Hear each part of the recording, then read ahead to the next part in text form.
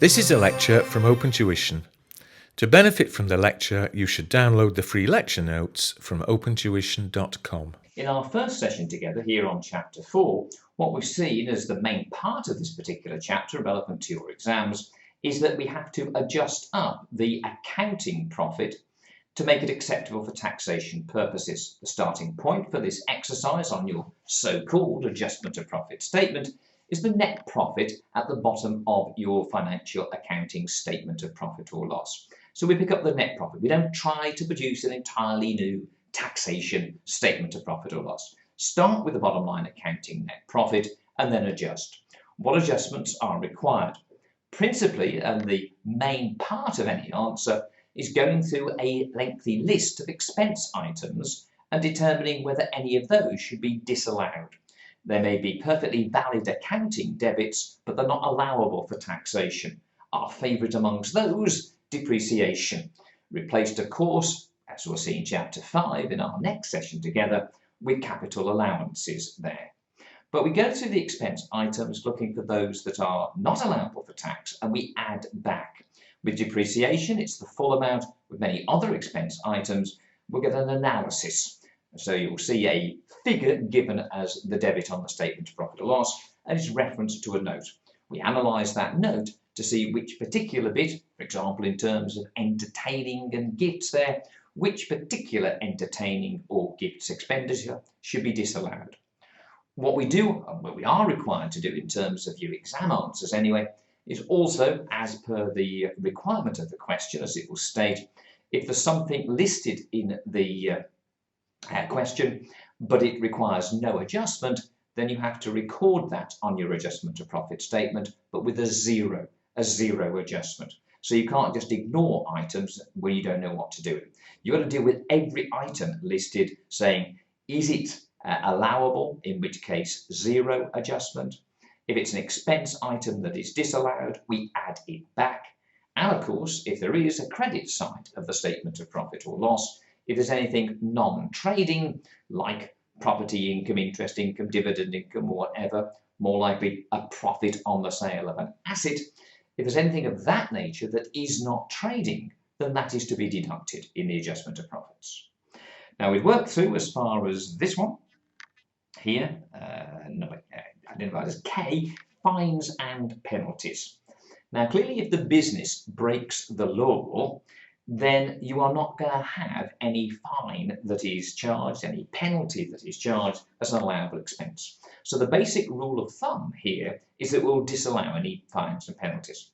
But there is one concession here from HMRC.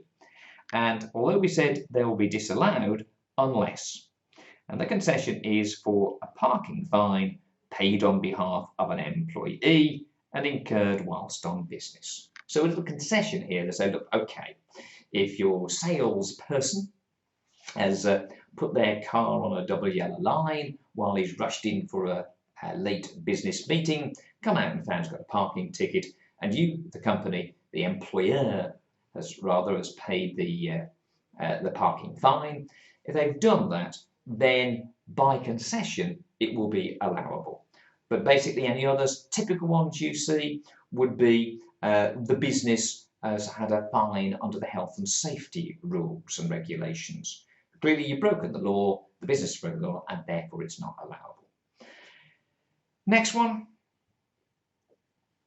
The accounting profit must be adjusted for private expenditure of the business owner, the proprietor here.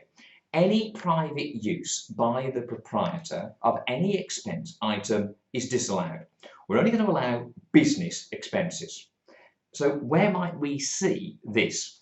Well, pretty typical one is on motor expenses.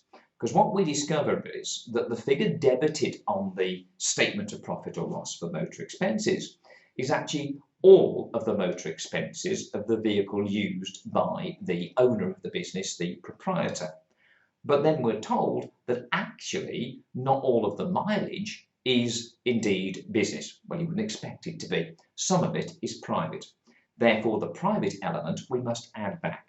So, for example, here, if the owner uses a car in the business and 20% of his mileage is private, then only 80% of motor expenses are allowable.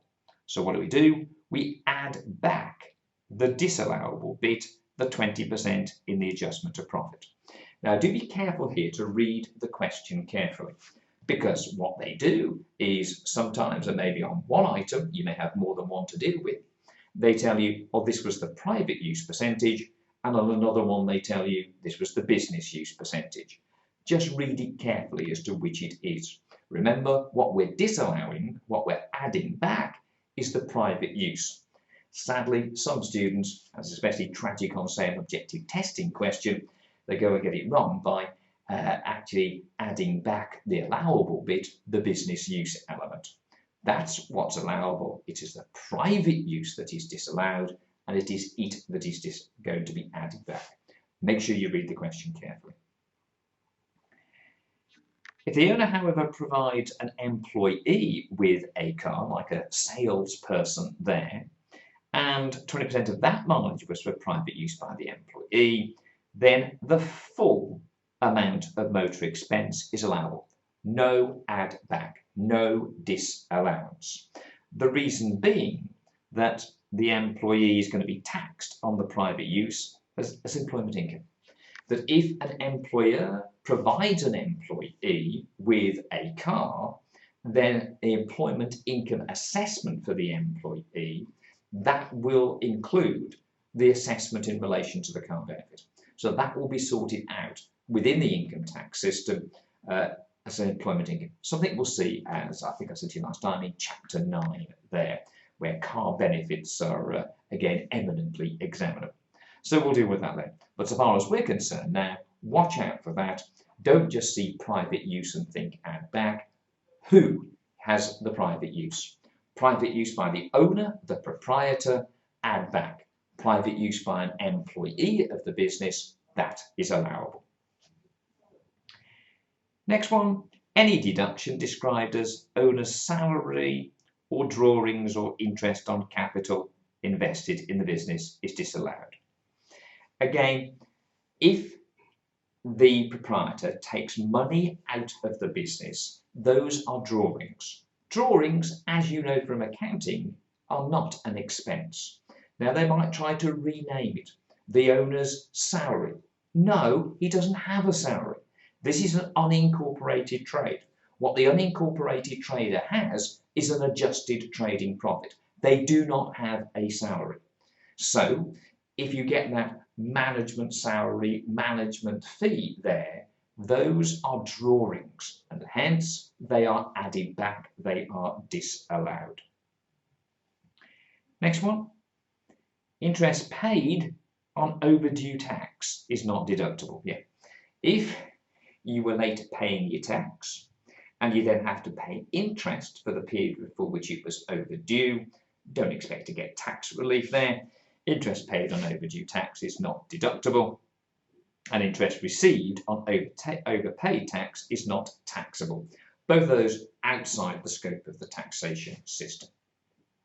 Another one to watch for, and we're in an area here that in terms of adjustment of profits, we're looking at basically the income tax, here the unincorporated trader. I mentioned to you earlier, most of the rules on adjustment of profits are the same, whether you're dealing with an unincorporated trader, here in income tax, or an incorporated trader, later in corporation tax. But whereas we've got a lot of private use by proprietors to deal with, and maybe money taken out or goods taken out of the business by the proprietor, we don't see that in corporate tax. There's no private use issues there, as there is here in income tax. But another side of that is if you employ a close relative, member of the family, any salary paid to the family of the owner of the business must not be above the normal commercial rate for the job. Only the salary at the commercial rate for the work done is allowable there. Yeah, what you can't do is to employ your spouse within your trade and then overpay. So why might you do this? What you might have in an exam question, and dealing with the exam question is very easy, you're told taxpayer statement of profit or loss, self-employed, unincorporated trader, employs spouse, pays the spouse a salary of £20,000. Then you're told, because they've got to tell you this, makes it really easy, that a normal commercial rate for that job would be £17,000. Therefore, the £3,000 excess, the amount above the normal commercial rate, is disallowed, and you add that back. Now, of course, you might have paid £20,000 and the normal commercial rate was £10,000. But £10,000, therefore, to add back as being the difference. Not that as such at this stage you need to know, because this is just the adjustment of profits. But in terms of tax planning, why is it that an unincorporated trader might wish to pay more to his or her spouse than would be the normal commercial rate? Well, that you should be able to answer if you think back to the fact that in income tax, in Chapter 2, each spouse had their own income tax computation and their own income would be attracted to it. If, therefore, the unincorporated trader has £60,000 worth of income, they are a higher rate taxpayer. So on a significant part of that income, they're being taxed at 40%. If their spouse has only got £10,000 of income, then they're not even using all of their personal allowance. So if we could move some of the £60,000 of income to give to the transferee spouse who's got £10,000, then any amount of personal allowance that we could then use up, that would save tax at 40%, because instead of 40% it's 0, and then into basic rate tax, taking it from the higher rate taxpayer, where it would have been taxed at 40%, and attributing it to the basic rate taxpayer, where it will be taxed there at 20%. Now, that was something we were familiar with in terms of income producing assets and transferring ownership of those income producing assets there from one to the other to save tax, to move it from basic or higher into the level of tax-free income to use up a personal allowance. Move from higher to basic rate, as I've just mentioned there. Perfectly fine. What you can't do is to pretend here that someone is actually or should be having a higher salary than what would a normal commercial rate be. So all you've got to do in adjustment of profits, you'll be given the two numbers. If you're paying above the normal commercial rate, you've got a problem with the HMRC, you've got to add that back. If, of course, you're paying your spouse at below the normal commercial rate, you haven't got any problem with the HMRC, you've got a huge problem with your spouse there. Okay, coming back to the next page here on your notes, again, it's a similar area, something to do with the proprietor. And this is one to watch for, another regular one in terms of examination questions. And that's where the owner takes goods from the business out of stock for his or her own use. The rule: if you've taken goods for own consumption as a proprietor, then we must add back the item as a sale at market value. So the basic rule is you help yourself to a stock item. Think what would have happened in the accounts. When it was bought, you debited purchases. It's a part of the cost of sales. However, it's never sold and it doesn't feature in closing stock because you've helped yourself to that item. Now that, therefore, is not going to be tolerated. So what is the rule is we add back at selling price. Now, there we have another problem. That what happens in accounting is that seldom do you just help yourself and not record it.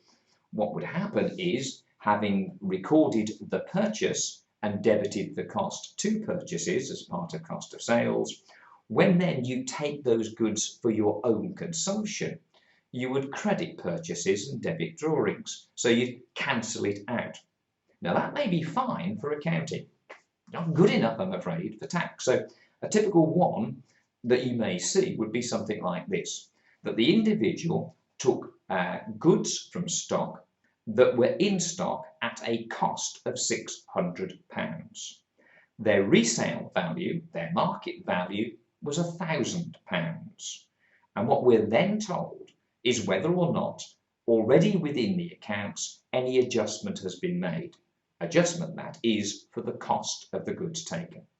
So if all that was happened is you took the goods, no adjustment through the accounts, add back at selling price, you'd add back in your adjustment profits £1,000. Or if the question says, took the goods, cost 600, they're worth £1,000, but the accounts have been adjusted for the cost of the goods taken from stock, i.e. you've done the accounting entry to reverse that purchase cost. Fine for the accounts, not good enough for tax. We've now got to add the profit element.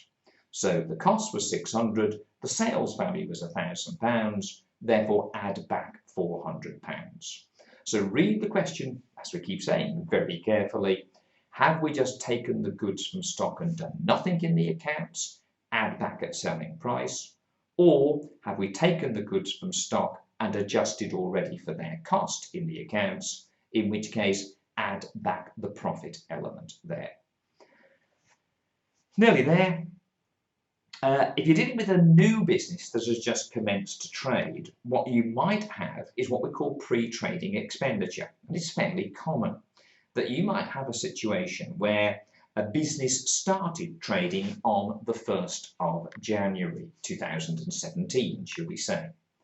But of course, before it could start trading, maybe the individual, maybe it was a shop, and therefore we had to acquire shop premises, we had to fit out that shop, buy in our stock, before then we could start to sell it. Well, the expenses to do with the property there. If you were renting the property out, so maybe you entered into a rental agreement at the beginning of November of 2016, and you went in, you redecorated, you put in all the various shelves and display units, then all of that expenditure of a revenue nature that you incurred would be pre-trading expenditure and would be allowable. The fact that it was incurred prior to the start of the trade is not a problem. Again, up to 7 years, in fact, you can go back. It's never going to be that far in terms of exam question. It's usually just in the weeks, maybe months running up to the start of trading.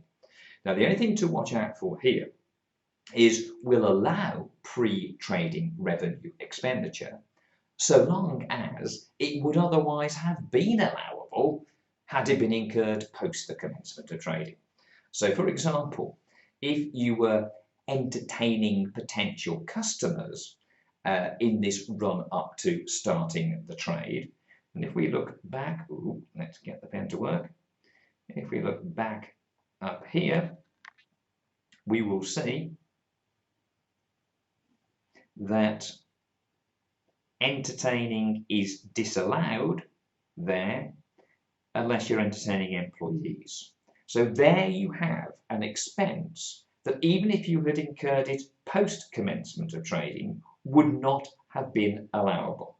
Well, clearly therefore, whether you commenced it pre or post, it's disallowed. You will not get relief for it.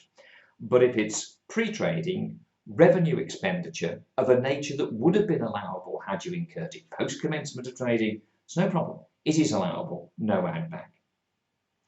The overall general rule that we have here as regards the allowability of expenses is they have to satisfy two basic criteria. That is that they have to be incurred wholly and exclusively for the purpose of the trade. If it fails that general test, then it's not allowable. Has to be incurred wholly and exclusively for the purpose of the trade. Okay. Now, you'll need time and practice here to get to grips with these items, but it is the case that in every examination, whether as a written question in section C or as an objective testing question, some work, some marks, don't know how many, but some marks will be available in relation to adjustment of profits.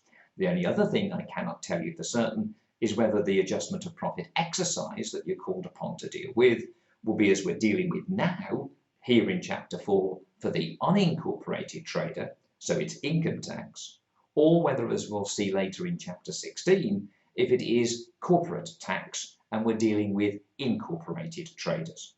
The rules are mostly the same. There are some differences, principally, as I said, there's no private use in corporate tax. So when you deal with this in an exam question, always look very carefully. For example, it might be an objective testing question. First thing to look at is not just the expense item, but who's the trader. Is the trader a company or is the trader an unincorporated trader before you start to deal with those adjustment of profits issues? Be warned.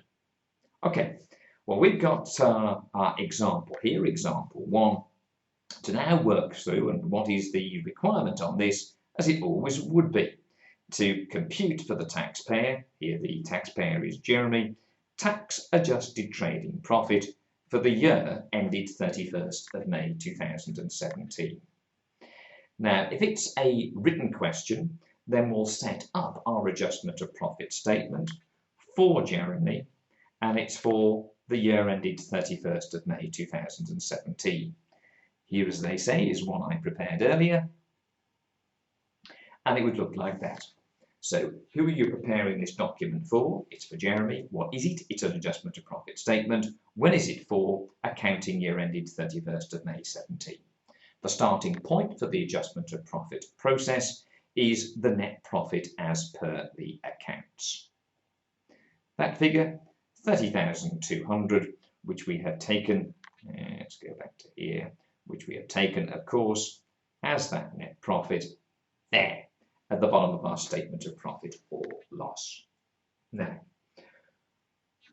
that would be how we respond to a Section C written question, but any of the individual items we're about to see could be a part of an objective testing question and tested independently. Either way, we need to learn these rules. Okay, so we've started with the net profit. If we have got the full-blown adjustment of profit exercise to do here, what I would now suggest that you would do. Again, it's no good just reading through the information in the question. I've got time to read it and think, well, that was interesting. What do I do now? We read the requirements, understand what is required of us, and we start to answer the question as we go through. And that's the bit that I'm going to take you through. You can do the administrative exercise, the secretarial function of writing it up on that adjustment of profit statement for yourself. But let's see how we earn these marks and, of course, within the available time.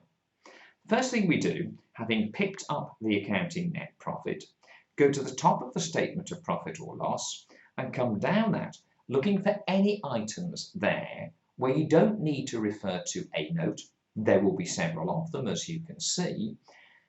The mere fact that it is there is enough to say that shouldn't be there, and therefore it needs to be adjusted for. Now, we don't have to look too far for that, because here in the list of expenses, the first one is depreciation. That one, not allowable. So on your question page next to it, we can write plus. That will be added back. If we got loss on the sale of a fixed asset, again, it's depreciation by any other name added back. All the items here are expense items debited. There could be credit items. If we put a profit on the sale of a fixed asset, well, that is not trading income. Again, profits and losses on disposals of assets are just arising out of under or overcharging of depreciation, and depreciation is not an allowable expense. So loss on disposal added back, profit on disposal subtract, take it out, deduct. Adjustment of profit is a simple concept. You can adjust in either of two ways. You can add it back, plus, or you can take it away, minus. It's one or the other. And in between it there, what there will be is zero. If there is no adjustment, it's a perfectly allowable item. Zero adjustment would be required. Okay, here therefore the depreciation. If we've got profit on sale of the asset, next to it, without reference to a note, we would put a minus sign. If there was property income, if there was interest income, if there was dividend income credited on that statement of profit or loss, they ain't trading income. They may or may not be taxable, but they're taxable in their own right, not as a part of trading income. So here we would take them out.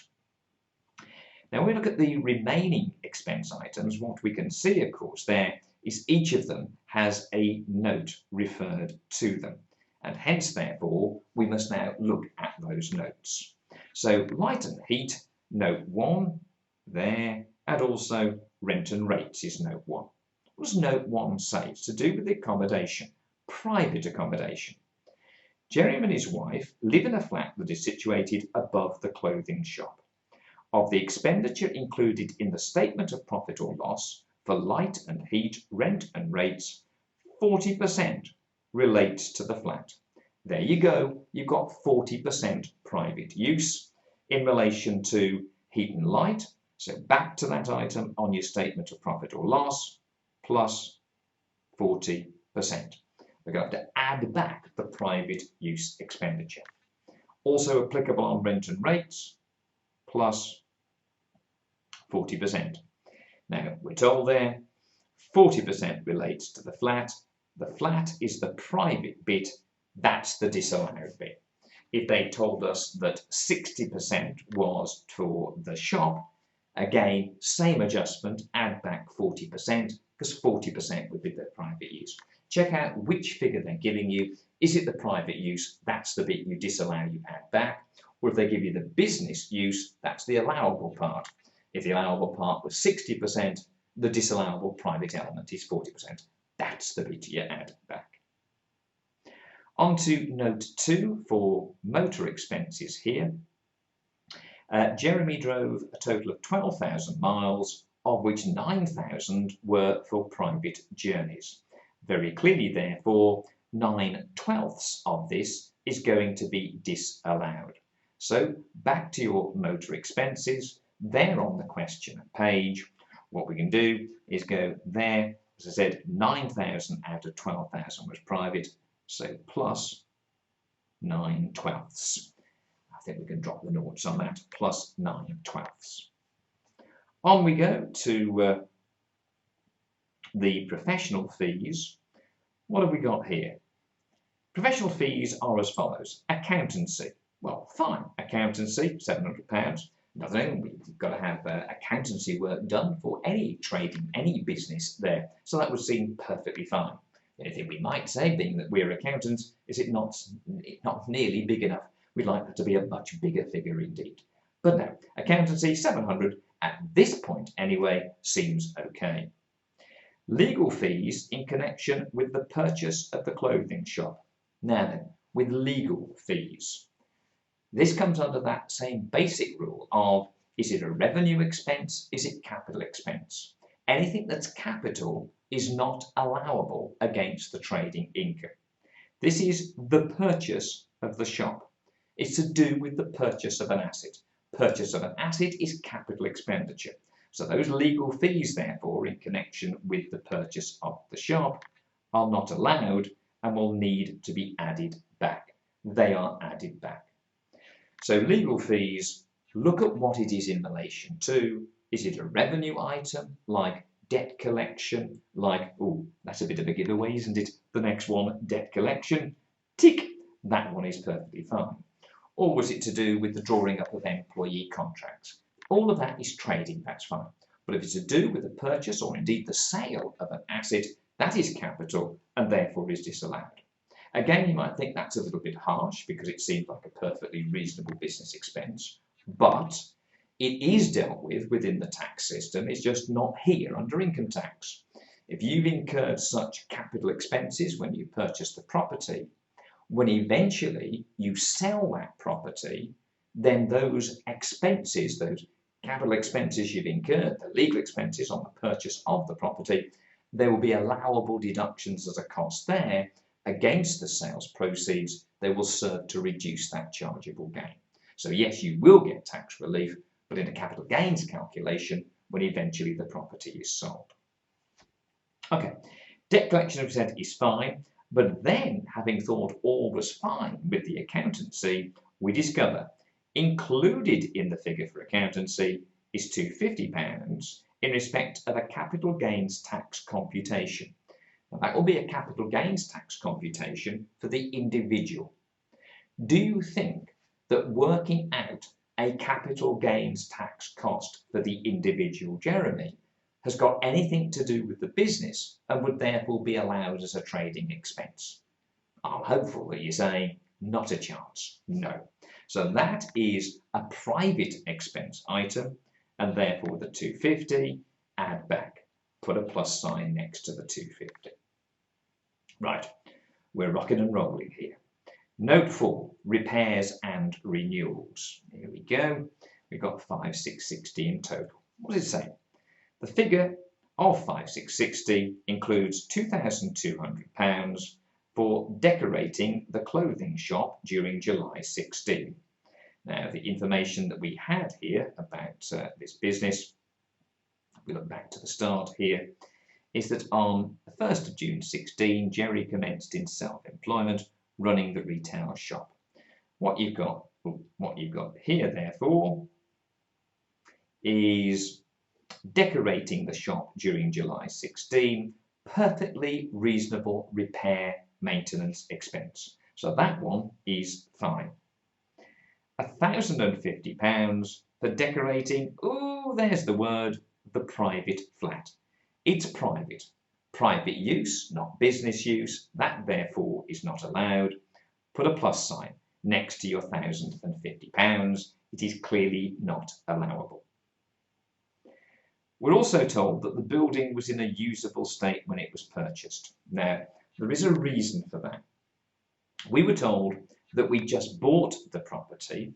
Again, we started in there on the 1st of June. We just bought the property, and then after we have just bought it, we've incurred that decorating cost.